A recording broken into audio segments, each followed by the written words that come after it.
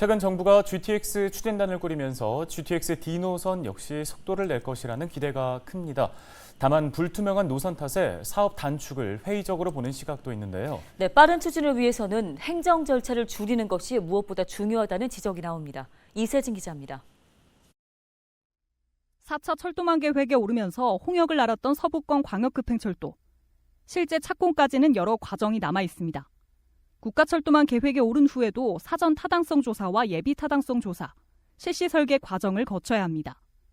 때문에 정치권에서는 사업 단축을 위해 행정 절차를 줄이는 과정이 필수라는 지적이 나옵니다.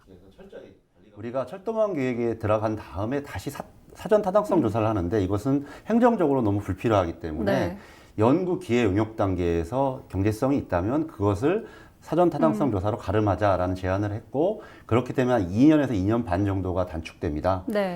원희룡 장관을 비롯한 국토부에서도 긍정적으로 검토를 하겠다고 했기 때문에 철도망 계획 수립 시점에 대한 의견도 있습니다. 서부권 광역급행철도의 경우 불확실한 노선 역시 사업 기간을 늘릴 수 있는 변수. 김포 부천선에서 김포 용산선으로 재검토된 데 이어 강남 직결 노선과 Y자 노선에 대한 불씨까지 살아있기 때문입니다. 5차 국가철도망 계획 수립 시점을 앞당겨야 사업 단축 가능성도 높아질 것이라는 분석이 나오는 이유입니다.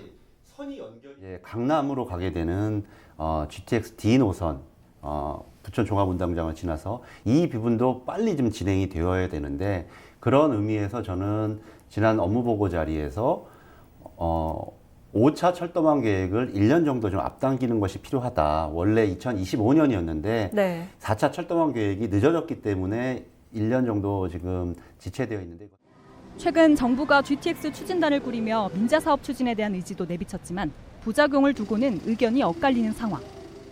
한편 지난 4차 철도망 계획에 올랐던 서부권 광역급행철도 노선은 차질이 없을 경우 올해 말 예비 타당성 조사에 들어갈 것이란 전망이 나옵니다. 헬로티비 뉴스 이세진입니다.